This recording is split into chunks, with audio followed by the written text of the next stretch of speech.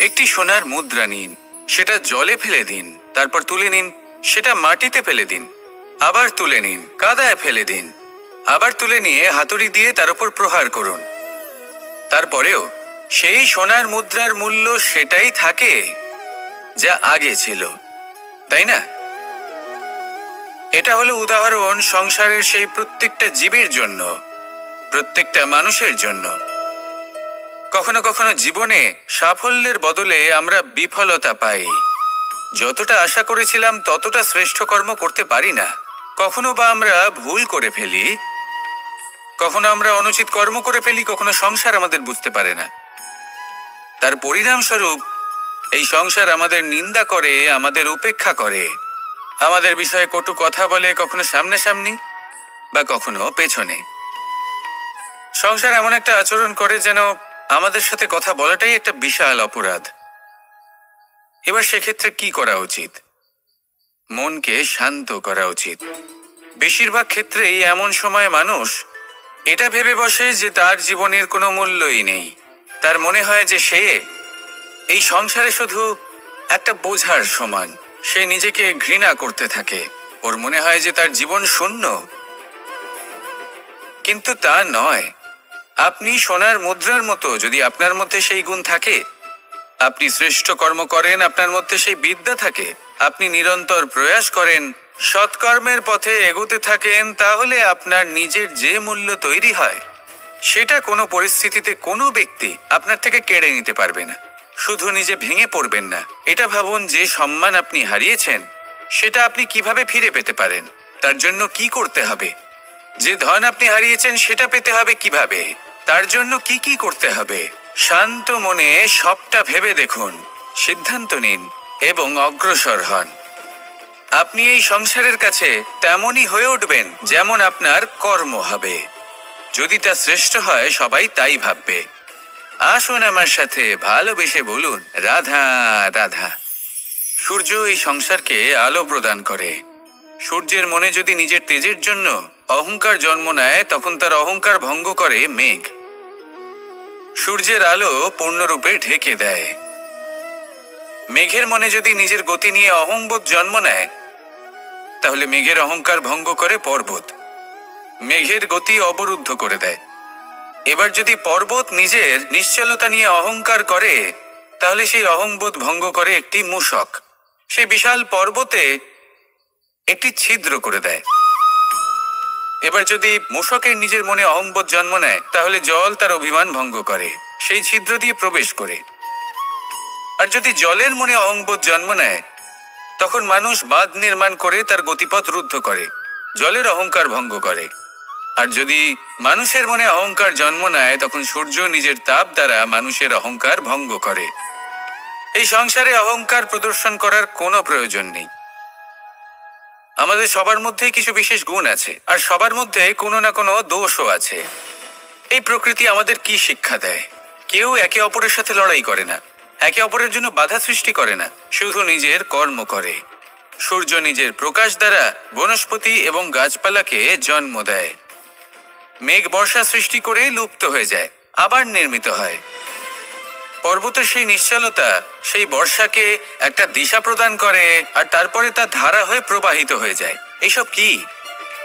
এসব একটা সম্পর্ক, একটা চক্রের মতো।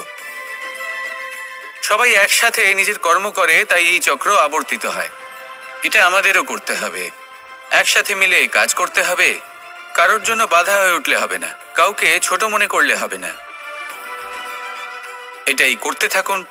সবাই মিলেমিশে কর্ম করুন। প্রকৃতি আমাদের এই শিক্ষাই দেয়।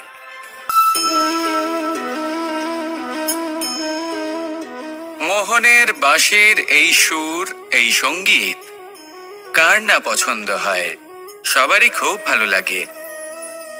এবার এই সুর আসে কোথা থেকে? কেউ বলবেন কৃষ্ণের হৃদয় থেকে। সত্য কথা, এই সুর হৃদয় থেকে নির্গত হয় এবং প্রকট হয় এই বাঁশি থেকে। এই বাঁশিটাকে দেখুন, এই ছিদ্রগুলি দেখুন। প্রত্যেকটা সুর থেকে নিজস্ব একটা স্বর নির্গত হয়। এবার যে ব্যক্তি এই সমস্ত সুর এবং স্বর বুঝতে পারেন, এতে নিপুণ, তিনি এই বাঁশির দ্বারা যে সুর নির্গত করবেন তা তো মধুর অবশ্যই হবে। এবার জীবনের সাথেও কিছুটা এরকমই ঘটে। জীবনের কিছু নীতি থাকে, অর্থ, কুটুম্ব এবং আধ্যাত্মিক। যদি জীবনের প্রত্যেকটা মুহূর্ত সুখময় হয় এরকম আপনি চান, তাহলে এই তিনটি নীতিতে আপনাকে নিপুণ হতে হবে। কোনো একটি বিশেষ নীতির প্রতি যদি আপনি বেশি ঝুঁকে পড়েন, তাহলে বাকি দুই নীতি থেকে যা সুখ লাভ করা সম্ভব তা পারবেন না। ধন অর্জন করতে হবে পরিবারের জন্য, পরিবারের সুখ মনের শান্তির জন্য, মনে শান্তির প্রয়োজন মনের শুদ্ধতার জন্য। যখন এই মন শুদ্ধ হবে, জীবন শুদ্ধ হবে, পবিত্র হবে, সুন্দর হবে এবং ভালোবেসে বলবে, রাধা রাধা। আমি রথে যাত্রা করি, তাতে বারবার পথে থামি আর দেখি যে আমি অনুচিত দিকে যাচ্ছি না তো, আমি উচিত পথেই যাচ্ছি তো। কারণটা কি? কারণ হলো যাতে আমি পথভ্রষ্ট না হয়ে যাই। জীবনযাত্রাতেও এটাই প্রয়োজন। জীবনযাত্রায় ভোগ বিলাসের পথে হারিয়ে যাওয়া খুব সহজ।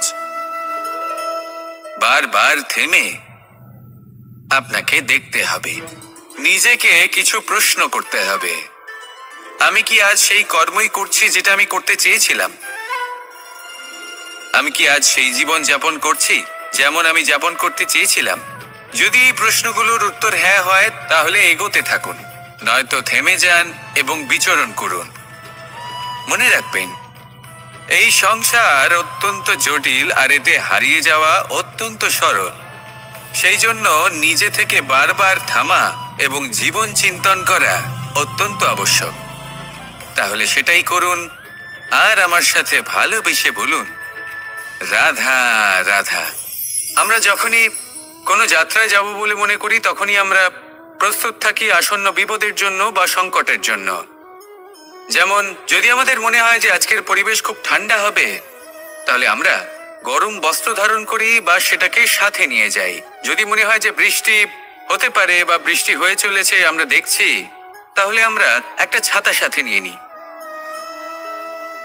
আমরা প্রস্তুত থাকতে চাই এবং এটাই উচিত, এবং সেই কারণেই আমরা যাত্রায় সাফল্য লাভ করি।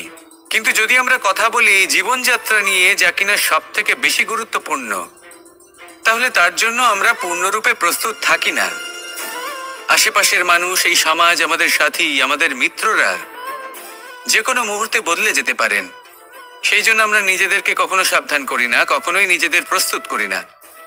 আমাদের এটা কখনোই মনে হয় না যে এরকম হতে পারে, আর সেই কারণেই শেষে গিয়ে আমরা অত্যন্ত দুঃখ পাই। একটা অমূল্য শিক্ষা আছে যেটা আমাদের লাভ করা উচিত, সতর্ক থাকা উচিত। এই জীবনযাত্রার জন্য শুধুমাত্র এই পরিবেশের বিষয়ে তথ্য সংগ্রহ করা বা তাকে অনুমান করা, এটুকু হলেই চলবে না।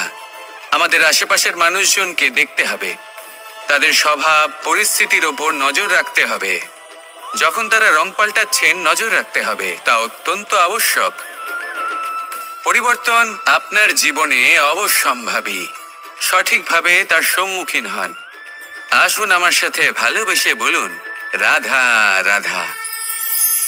কথায় আছে যে স্বপ্ন এবং লক্ষ্য হলো একটি মুদ্রারই দুটি দিক। যতক্ষণ না স্বপ্ন দেখছেন, ততক্ষণ বুঝবেন কি করে আপনার লক্ষ্য কি? স্বপ্ন দেখে যদি নিজের লক্ষ্য বুঝতে পারেন, সেটা পেতে চান, তবেই সেটা লাভ করতে পারবেন। কিন্তু স্বপ্ন এবং লক্ষ্য, এই দুইয়ের মধ্যে একটা ভারসাম্য রয়েছে যেটা বজায় রাখা প্রয়োজনীয়। একে আমরা বলে থাকি পরিশ্রম। দেখুন, যদি আপনি স্বপ্ন দেখতে চান, তাহলে পরিশ্রম ত্যাগ করে নিদ্রা লাভ প্রয়োজন। কিন্তু যদি আপনি লক্ষ্য লাভ করতে চান, তাহলে আপনাকে নিদ্রা ত্যাগ করে পরিশ্রম করতে হবে। তাই আলস্য ত্যাগ করুন এবং সিদ্ধান্ত নিন যে আপনি কি চান। আপনার জীবনের এই তুলাদণ্ডে স্বপ্নের পাল্লা ভারী হওয়া প্রয়োজন নাকি লক্ষ্যের? আমার মতে এই দুইয়ের মধ্যে যদি ভারসাম্য বজায় রাখেন, তবে পথ নিজে থেকেই সামনে আসবে। শুধু সেই পথে অগ্রসর হতে থাকুন এবং আমার সাথে ভালোবেসে বলুন, রাধা রাধা। আসলে কে সংসারের বেশিরভাগ মানুষের কাছে ঈশ্বর হলেন এই সংসারের রচয়িতা, পালনকর্তা। কারোর কাছে উনি জ্ঞাতা, কারোর কাছে উনি হলেন আস্থার প্রতীক, আবার কারোর জন্য শুধুমাত্র অন্ধ বিশ্বাস। কিন্তু এই ঈশ্বর কি কোনো শরীর, নাকি একটা বোধ, নাকি শুধুই শ্রদ্ধা? ঈশ্বর হলেন তিনি যিনি হলেন আপনার ইষ্ট। সেই জন্যই তো গুরু, মাতা, পিতা এনাদেরও ঈশ্বরই বলা হয়েছে। যাদেরকে আমরা ঈশ্বর বলে মনে করি, যারা আমাদের ইষ্ট, তারা আমাদের একটি পথ দেখান, একটি দিকে চালিত করেন। সেই পথে চলে আপনি শুভ কর্ম করতে পারেন। আর যখন কোনো ব্যক্তি তার ঈশ্বরের আদেশ পালন করেন, তখন সে নিজে থেকেই শুভ পথে অগ্রসর হয়ে যান। বেশ কয়েকজন মানুষ ঈশ্বরের উপর আস্থা রাখেন এবং ভাবেন যে অনুচিত কোনো কাজ করা উচিত নয়, ঈশ্বর দেখছেন। ওনারা ভয় পান যে কোনো অনুচিত কর্ম করলে কে জানে তার পরিণাম কি হবে। এমন অনেক ব্যক্তি রয়েছেন যারা ঈশ্বরকে বিশ্বাস করেন এবং জানেন যে ঈশ্বর তাদেরকে দেখছেন, তাই যে যে শুভ কর্ম ওনারা করেছেন তার ফল তারা অবশ্যই পাবেন। এবার আপনি ভয় পেয়ে ঈশ্বরকে বিশ্বাস করবেন, নাকি বিশ্বাসের দ্বারা ঈশ্বরকে বিশ্বাস করবেন, সেই সিদ্ধান্ত আপনারই। কিন্তু হ্যাঁ, যদি আপনার মনে ঈশ্বরের জন্য কোনো স্থান থাকে, যদি আপনার কোনো ইষ্ট থাকেন, যদি আপনি কাউকে ঈশ্বর মনে করেন, যার প্রত্যেক আদেশ আপনি পালন করে থাকেন, তাহলে বলি ঈশ্বর কখনো আপনাকে অনুচিত পথে চালিত করবেন না। আসুন আমার সাথে ভালোবেসে বলুন, রাধা রাধা। আপনারা সবাই একটা গাছের পাতাকে দেখুন। যতক্ষণ পর্যন্ত গাছের সাথে, মানে গাছের ডালের সাথে জুড়ে থাকে, সে সবুজ থাকে, বাতাসের সাথে সে নড়তে থাকে। যতক্ষণ পর্যন্ত ও সূর্য থেকে পাওয়া রশ্মির শক্তি গাছে পৌঁছে দেয়, ততক্ষণ ও ডালের সাথে যুক্ত থাকে। কিন্তু যখন সেই পাতা শুকিয়ে যায়, তখন তার কোনো গুরুত্ব থাকে না। সেই পাতা গাছের ডালে এবং বৃক্ষের কাছে বোঝা হয়ে থেকে যায়। এবং এমন এক সময় আসে যখন সেই ডালটি শুকনো সেই পাতাকে পরিত্যাগ করে। এটাই আমরা এই প্রকৃতিতে দেখি এবং এটাই হলো সত্য। আর এটাই আমাদের জীবনে খুব বড় একটা শিক্ষা।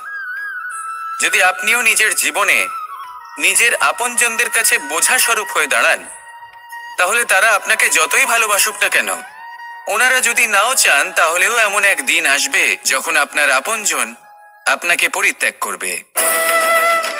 সেই জন্য সবসময় আত্মনির্ভর হয়ে ওঠার চেষ্টা করুন। নিরন্তর পরিশ্রম করতে থাকুন, কারোর উপর বোঝা হয়ে থাকবেন না, বরং তার সাথে মিলে দায়িত্ব পালন করুন। এমনটা করবেন, তাহলে আপনার সম্মানও বজায় থাকবে এবং সম্পর্কের মধ্যে আপনার মূল্যও বজায় থাকবে। আসুন আর আমার সাথে ভালোবেসে বলুন, রাধা রাধা। প্রেম 2.5 অক্ষর, মাত্র 2.5 অক্ষরের এই শব্দ প্রেম, এর মধ্যে ত্রিলোকের এবং সমগ্র ব্রহ্মাণ্ডের বীজ নিহিত আছে। এমন কি আছে যা এই প্রেম করতে পারে না? যেখানে শক্তি এবং বিদ্যা প্রয়োগ করে আপনি কিছুই করতে পারবেন না, সেটাও প্রেম দ্বারা অর্জন করা সম্ভব। প্রেম চাইলে পাথরেও ফুল ফোটাতে পারে। প্রেম চাইলে ন্যাড়া পাহাড়ের বুক চিরে নদীপথ তৈরি করতে পারে। চাইলে নিরক্ষর ব্যক্তিকে সংসারের শ্রেষ্ঠ জ্ঞানী করে তুলতে পারে। শুধুমাত্র এই প্রেমের জন্য সবার দুষ্টু কানাই ঘনশ্যাম হয়ে উঠেছিল। শুধুমাত্র এই প্রেমের টানেই ত্রিলোকের স্বামী দ্বারকাধীশ নির্ধন সুদামার পদসেবাও করেছিলেন। এই প্রেম হলো সংসারের সব থেকে বড় শক্তি। এই সংসারের আধার হলো প্রেম। এমন কিচ্ছু নেই যা এই প্রেমের পক্ষে সম্ভব নয়। যেখানে বিদ্যা এবং শক্তি সাহায্য করতে পারে না, সেখানে এই প্রেম আপনাকে জয়ী করে দিতে পারে। তাহলে আসুন আর আমার সাথে ভালোবেসে বলুন, রাধা রাধা।